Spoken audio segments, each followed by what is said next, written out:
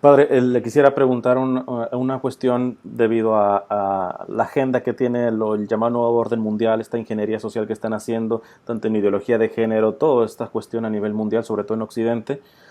Hay un postulado, básicamente es casi como el principio fundamental en la cual se quieren refugiar varios, que es, mira, mientras no se le haga daño a nadie, ¿cuál es tu problema? O sea, la moral de decir, mientras no se haga daño a alguien, eh, ¿qué nos puede decir al respecto de fundamentar cuestiones, sobre todo morales, en base a esta premisa de que lo importante es no dañar? Mira, mientras no te estén dañando a ti, ¿cuál es tu pleito?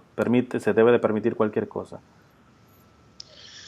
Bueno, mi primer argumento siempre es, las personas que plantean esto son personas que tienen muy, muy baja o ninguna formación en la fe.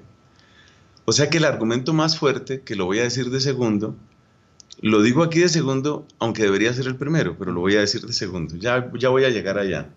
Entonces, lo primero que yo digo es, mira, una vez que un comportamiento se considera normal, ese comportamiento se institucionaliza en la educación.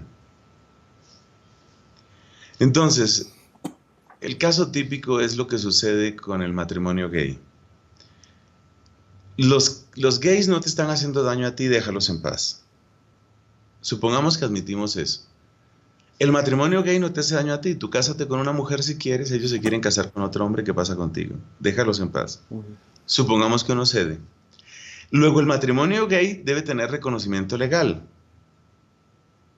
Ya uno tiene una cierta preocupación, pero al fin y al cabo no me están impidiendo que yo me case con una mujer. Ujú. Los dejaré en paz. Como tiene reconocimiento legal, debe entonces hacerse una legislación que haga conocer a los niños y jóvenes que esta opción existe y que es perfectamente normal y que es igual que los otros. Entonces ya nos metemos con los niños.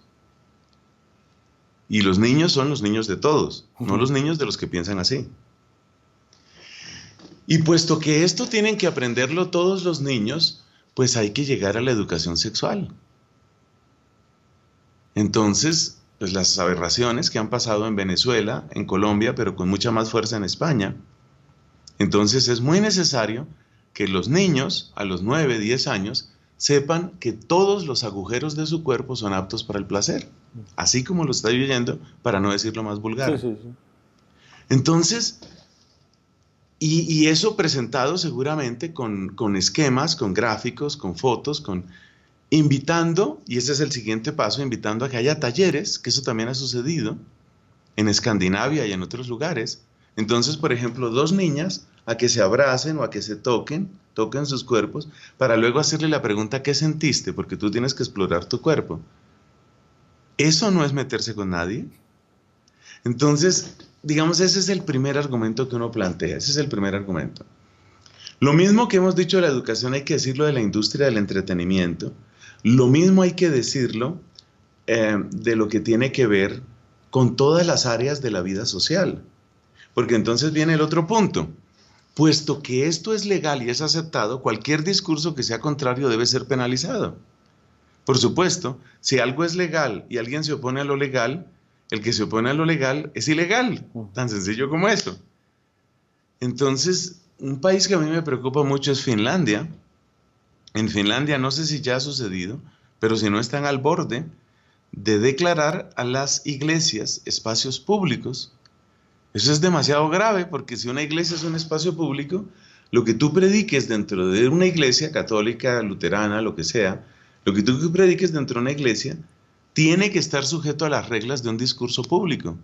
O sea que si tú lees lo que dice San Pablo en sus cartas, por ejemplo, sobre los amanerados, sobre los homosexuales, tú lo lees en la iglesia, Ujú. dentro de tu iglesia, como eso es espacio público, entonces tú puedes ser denunciado.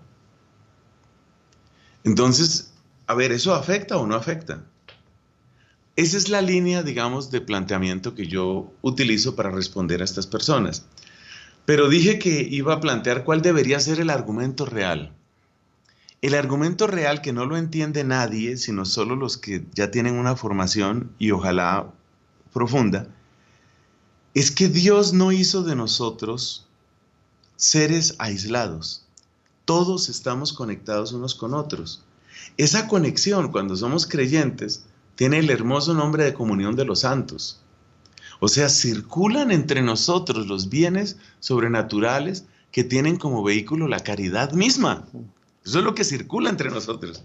Entonces, mi pecado lo que hace es lo mismo que hace un tumor. Yo no le estoy haciendo daño a nadie. ¿Cómo que no le estás haciendo daño a nadie? Estás mandando células cancerígenas por el torrente sanguíneo y estás impidiendo la circulación a donde debería llegar. Entonces, el daño real, pero es un argumento que, repito, es muy difícil de plantear en público. El daño real es ese, que cada persona que está pecando, así peque escondido en el último sótano de su casa que nadie sabe dónde queda, esa persona está dañando la circulación de la caridad en el cuerpo de Cristo. Ese es el daño que... Pero, por ejemplo, esto aplicaría evidentemente a una persona que tiene fe.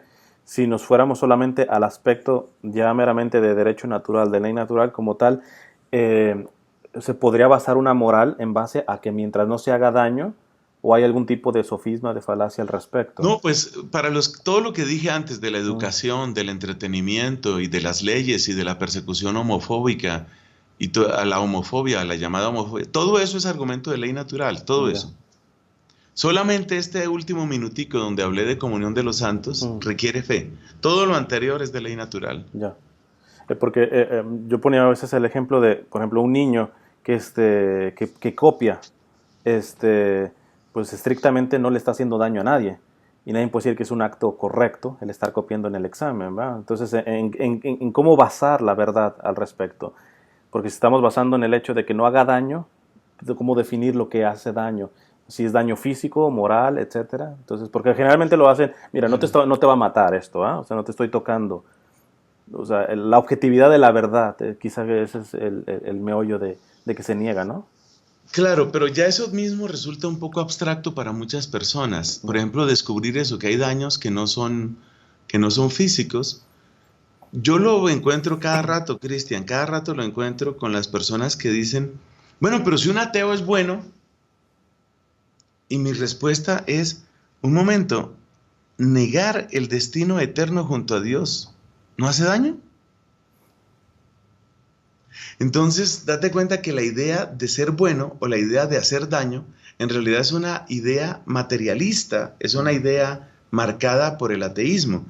Como es muy difícil sacar a la persona de un solo golpe de ese pensamiento, entonces yo lo que suelo utilizar, creo que me ha servido, es esa descripción del proceso. Y al describir el proceso, las mismas personas se dan cuenta de que evidentemente sí vamos a terminar afectando a toda la sociedad. Y cuando la persona se da cuenta que va a afectar a toda la sociedad, por lo menos se da cuenta de que efectivamente están imponiendo su pensamiento a los demás. Y si están imponiendo su pensamiento, yo tengo derecho a decir, no me impongas tu pensamiento. Para mantener la discusión dentro de esos términos, llamémoslos así, puramente humanos, ¿no? Bueno, pues muchísimas gracias, padre.